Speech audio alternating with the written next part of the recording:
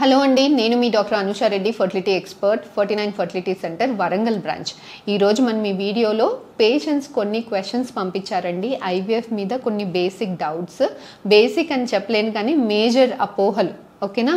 దాన్ని 1 by 1 మనం discuss చేద్దాం. ఫస్ట్ క్వశ్చన్, మేడం ఐవీఎఫ్ చేయించుకోవాలి అని అంటే ఎగ్ స్పర్మ్ మాదే అన్న గ్యారంటీ ఏంటి? First question. Second question, IVF injections painful ఉంటాయా? థర్డ్ క్వశ్చన్, ఐవీఎఫ్ పెయిన్ఫుల్గా ఉంటుందా? ఇంజెక్షన్స్ వల్ల ఏమన్నా సైడ్ ఎఫెక్ట్స్ ఉంటాయా? ఫోర్త్ క్వశ్చన్, బేబీ హెల్తీగా ఉంటుందా మేడం? ఐవీఎఫ్ చేయించుకున్నప్పుడు బేబీ హెల్తీగా ఉంటుందా?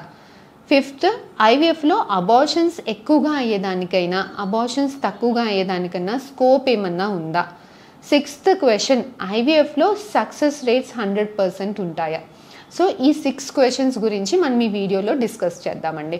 ఫస్ట్ క్వశ్చన్, ఐవీఎఫ్ చేయించుకునేటప్పుడు చాలామంది పేషెంట్స్కి ఐవీఎఫ్ చేయించుకోవాలి అని బ్రెయిన్లో మనకి అర్థమైన, డాక్టర్ చెప్పినప్పుడు వాళ్ళకి అర్థమైనా కూడా మా ఎగ్ మా స్పర్మ్ ఐవీఎఫ్ సెంటర్కి వెళ్తే మరి ఏమైనా మారిపోతుందా, స్పర్మ్ ఏమైనా మిక్స్ అయిపోతుందా, ఎగ్ ఏమైనా మిక్స్ అయిపోతుందా అన్న అపోహతోటి చాలామంది పేషెంట్స్ ఐవీఎఫ్ అవసరం పడ్డా కూడా లేట్ చేస్తుంటారు. ఆ భయంతో అసలు ఐవీఎఫ్ సెంటర్కే రారు. సో ఇలాంటి వాళ్ళకి మనం first time in AP Telangana RI witness system అనేది ఒకటి ఇంట్రడ్యూస్ చేశామండి. ఇది ఏంటంటే దీంట్లో మీకు ఇలాంటి కార్డ్, ప్రతి పేషెంట్ ఎన్రోల్ అయిన రిజిస్టర్ అయిన ప్రతి పేషెంట్కి ఇలాంటి కార్డ్ ఒకటి ఇస్తాం. ఇక్కడ ఈ కార్డ్లో కింద బార్ కోడ్ ఉంది చూడండి. ఇలాంటి బార్ కోడ్ సేమ్ ఒక్కొక్క పేషెంట్కి ఒక్కొక్క బార్ కోడ్. సో ఇలా సేమ్ మీ బార్ కోడ్ అనేది మీ ఎగ్ అండ్ స్పర్మ్ హ్యాండ్లింగ్ యూనిట్స్లో కూడా ఇన్స్టాల్ అయి ఉంటుంది. సో ఐవీఎఫ్ చేసేటప్పుడు కానీ ఎంబ్రియో ట్రాన్స్ఫర్ చేసేటప్పుడు కానీ ఈ కార్డ్ అనేది ఆర్ఐ విట్నెస్ మిషన్లో పెడతాం. సో అట్ సైడ్ నుంచి వచ్చేది మీ ఎగ్ మీ స్పర్మ్ అయితేనే ఈ మిషన్ అనేది యాక్సెప్ట్ చేస్తుంది, మనకి ఐవీఎఫ్ చేయడానికి కానీ ఎంబ్రియో ట్రాన్స్ఫర్ చేయడానికి కానీ అలో ఉంటుంది. అట్ సైడ్ నుంచి పొరపాటున బై మిస్టేక్ కానీ వేరే ఎగ్ వేరే స్పర్మ్ వస్తే బజర్ మోగుతుంది. సో ఇలాంటి అపోహలతోటి భయపడే పేషెంట్స్ అందరికీ కూడా ఒక వెరీ గుడ్ న్యూస్ అండి. For the first time in AP and Telangana 49 fertility centre Warangal బ్రాంచ్లో ఇది ఇన్స్టాల్ అయి ఉంది. సో మీరు బై మిస్టేక్ కూడా మిక్స్ అవ్వకుండా ఉండడానికి అన్ని జాగ్రత్తలు కూడా ఇందులో తీసుకోవడం అనేది జరుగుతుంది. సో ఇది మీ first question. Second question, IVF injections పెయిన్ఫుల్గా ఉంటాయా? ఐవీఎఫ్ ఇంజెక్షన్స్ వల్ల ఏమైనా సైడ్ ఎఫెక్ట్స్ ఉంటాయా? సో ఈ ఐవీఎఫ్ ఇంజెక్షన్స్ అనేవి చాలా చిన్నగా ఉంటుందండి. ఆ నీడిల్ అప్పుడప్పుడు మీకు కంటికి కూడా కనిపించదు, అంత సన్నగా ఉంటాయి నీడిల్స్.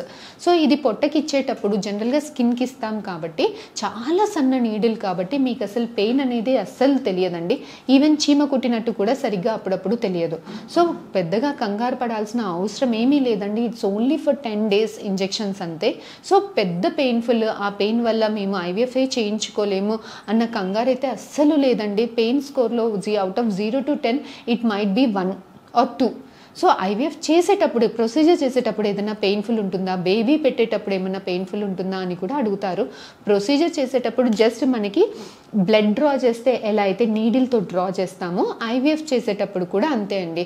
స్కాన్ మిషన్లో ఆ స్కాన్ గైడ్కి ఒక నీడిల్ ఉంటుంది. సో అక్కడ ప్రైవేట్ ఏరియాల దగ్గర మీరు ప్రిక్ చేస్తే కదులుతారు కాబట్టి మీకు కొంచెం సెడేషన్ ఇచ్చేసి ఆ నీడిల్ తోటి ఎగ్ పికప్ చేస్తాం అంతే. జస్ట్ లైక్ బ్లడ్ ఎట్లా డ్రా చేస్తామో అలాగే. సో ఈ ఐవీఎఫ్ టోటల్ ప్రొసీజర్ అనేది కంప్లీట్గా పెయిన్లెస్ అండి. కంప్లీట్ పెయిన్లెస్ అంటే టోటల్గా పెయిన్ ఫ్రీ అని ఏం చెప్పము, కాస్తంత మైల్డ్ డిస్కంఫర్ట్ అయితే ఉంటుంది. ఈ పెయిన్ స్కోర్లో we can actually grade it as 1, 2 or maximum 3 అంతే. బేబీని పెట్టేటప్పుడు ఏమైనా పెయిన్ ఉంటుందా అని అడుగుతారు. యూజువల్గా బేబీ అంటే పెద్ద బేబీ ఏం కాదండి, జస్ట్ చాలా మైన్యూట్ మైక్రోస్కోపిక్ స్ట్రక్చర్, మనకి అది కనిపించని కూడా కనిపించదు. జస్ట్ స్పెక్యులమ్ ఇన్సర్ట్ చేసేంతసేపు కొంచెం అంత డిస్కంఫర్ట్ ఉంటుంది. కానీ బేబీని పెట్టేది ఇది చేసేది కూడా మనకి ఏమీ తెలియదు. దీనికి సెడేషన్ మత్తు కూడా అవసరం కూడా ఉండదు బేబీ పెట్టేటప్పుడు. It's a very total painless procedure అండి. సో పెయిన్ తోటి భయపడి కంగారు పడే పేషెంట్స్, ఇది మా భరోసా అండి. అసలు ఐవీఎఫ్ ఇంజెక్షన్స్ వల్ల కానీ ఎంబ్రియో ట్రాన్స్ఫర్ చేసేటప్పుడు కానీ ఐవీఎఫ్ చేసేటప్పుడు కానీ పెయిన్ అయితే ఏమీ ఉండదు. థర్డ్ థింగ్, ఐవీఎఫ్ ఇంజెక్షన్స్ వల్ల సైడ్ ఎఫెక్ట్స్ ఏమన్నా ఉంటాయా అనేసి. ఐవీఎఫ్ ఇంజెక్షన్స్ సైడ్ ఎఫెక్ట్స్ గురించి మాట్లాడుకున్నప్పుడు 2 రకాలుగా ఉంటాయండి. ఒకటేమో short term reversible side effects, ఇంకొకటేమో long term irreversible and serious complications. యూజువల్గా ఐవీఎఫ్ చేయించుకునేటప్పుడు ఈ ఇంజెక్షన్స్ వల్ల, హార్మోన్స్ వల్ల మాకు ఫ్యూచర్లో ఏదైనా హెల్త్ ప్రాబ్లమ్స్ వస్తుందా, హార్ట్ మీద కానీ, కిడ్నీ మీద కానీ, ఇంకా బాడీ సిస్టమ్స్ మీద కానీ, రేపు క్యాన్సర్స్ ఏమైనా వస్తాయా, హార్ట్కి కిడ్నీకి ఏమైనా ప్రాబ్లమ్స్ వస్తాయా అంటే ఇలాంటి ప్రాబ్లమ్స్ ఏమీ రావండి. ప్రాణం మీదకి వచ్చే ప్రాబ్లమ్స్ అయితే ఏమీ రాదు. హార్ట్ మీద కానీ, కిడ్నీ మీద కానీ, రేపు ఫ్యూచర్లో క్యాన్సర్ వచ్చేదానికి కానీ రిస్క్ అనేది కంప్లీట్గా జీరో ఉంటుందండి.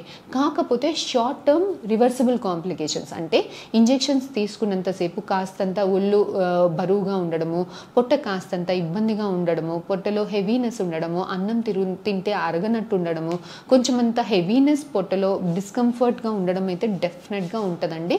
Which is completely reversible. అంటే 10 days ఇంజెక్షన్స్ ఇచ్చాక, ఎగ్స్ బయటికి తీసాక హార్మోన్స్ అన్నీ కూడా లోపల కట్ డౌన్ అయిపోతాయి కాబట్టి which is completely reversible. Period వచ్చిన సెకండ్ డే నుంచి కంప్లీట్గా మీరు నార్మల్గా ఎలా అయితే ఉంటారో అలాగే ఉంటారు. So these are regarding side effects. ఇంకొకటి next question is success rates in IVF. Success rates 100% ఉంటుందా అని చాలామంది పేషెంట్స్ అడుగుతారండి. సో ఐవీఎఫ్ అనేది పెద్ద ప్రొసీజర్, నేను కాదనట్లేదు. కాకపోతే so much money is also involved. So మనం ఇంత మనీ స్పెండ్ చేస్తున్నాం, ఇంత టాప్ అండ్ ప్రొసీజర్కి వెళ్తున్నాం కాబట్టి సక్సెస్ రేట్స్ కూడా 100% ఉంటాయేమో, ఉండాలి అని మనం కోరుకుంటాం. కాకపోతే ఇక్కడ మీరు గమనించాల్సింది ఏంటంటే అండి, ఎగ్ని మేము చేంజ్ చేయట్లేదు, స్పర్మ్ని మేము చేంజ్ చేయట్లేదు, గర్భసంచిని కూడా చేంజ్ చేయట్లేదు. సో వెన్ ప్రాబ్లం ఇందులో ఐవీఎఫ్లో ఎగ్స్ని బయటికి తీసి బాగుందా లేదా క్వాలిటీ చెక్ చేసి మీ స్పర్మ్స్ని మిక్స్ చేసి బేబీ తయారీ అవుతుందా లేదా చెక్ చేసి తయారీ అయిన బేబీస్లో ఉన్న దాంట్లో మంచి బేబీని పెడుతున్నాం. అంతేకాని మనం టోటల్గా జీన్స్ని కంట్రోల్ చేయట్లేదు, ఎగ్ని మార్చట్లేదు, స్పర్మ్ని మార్చట్లేదు, గర్భసంచిని మార్చట్లేదు. ఉన్న దాంట్లో ఎక్కువ ఎగ్స్ పెరుగుతాయి. 1 నెలలో ఉండే ప్రెగ్నెన్సీ కానీ సపోజ్ మీకు ఒక 10 eggs 15 eggs వస్తే 15 monthsలో ఉండే సక్సెస్ రేట్స్ 1 monthలో ఉంటుంది. కాబట్టి మీకు కొంచెం అంత సక్సెస్ ఉన్న దాంట్లో యూజువల్గా సక్సెస్ అనేది కొంచెం అంత ఎక్కువగా ఉంటుంది. యూజువల్గా ఇంటర్నేషనల్ స్టాండర్డ్స్ ప్రకారం ఐవీఎఫ్ సక్సెస్ రేట్ ఈస్ 60% అండి. కొంచెం ప్రాబ్లమ్ని బట్టి సక్సెస్ రేట్స్ కూడా మారుతుంటాయి. కొంతమంది అడ్వాన్స్డ్ ఏజ్ వాళ్ళు, ఎగ్స్ తక్కువ ఉన్న వాళ్ళు, స్పర్మ్స్ బాగా వీక్గా ఉన్నవాళ్ళు, లేదంటే గర్భసంచిలో పెద్ద పెద్ద గడ్డలు, అడ్నోమయోసిస్ ఇలాంటి కండిషన్స్, ట్యూబ్లలో ఇన్ఫెక్షన్స్ ఉన్నప్పుడు, ఇలాంటి గర్భసంచి పొర చాలా పల్చగా ఉంటుంది, లేదంటే గర్భసంచిలో నీరు వస్తుంది, ఇలాంటి ప్రాబ్లమ్స్ ఉన్నప్పుడు ప్రాబ్లమ్ని బట్టి సక్సెస్ రేట్స్ అనేది కొంచెం అంత తక్కువగా ఉంటుందండి. లేదు యంగ్ ఏజ్, పెద్ద ప్రాబ్లమ్స్ ఏమీ లేవు, ఎగ్ నెంబర్ బాగానే ఉంది, స్పర్మ్ కౌంట్ బాగానే ఉంది, ఎంబ్రియోస్ మంచిగానే తయారీ అయినాయి, గర్భసంచిలో కూడా ఎటువంటి ప్రాబ్లమ్స్ లేదు, ఇలాంటి వాళ్ళలో సక్సెస్ రేట్స్ అనేవి కొంచెం 60% కన్నా కొంచెం ఎక్కువ 70, 75, 80% దాకా ఉండేదానికి స్కోప్ ఉంటుంది. సో ఇలా మన ప్రాబ్లమ్ని బట్టి సక్సెస్ రేట్స్ అనేది వేరీ అవుతుందండి. కాకపోతే on N average it is around 60%. ఇది ఐవీఎఫ్ సక్సెస్ రేట్స్ గురించి. సో ఇవండి బేసిక్ డౌట్స్ రిగార్డింగ్ ఐవీఎఫ్. ఫర్దర్గా మీకు ఇంకా ఏమైనా డౌట్స్ ఉంటే please do post us. We will definitely get back to you. Thank you.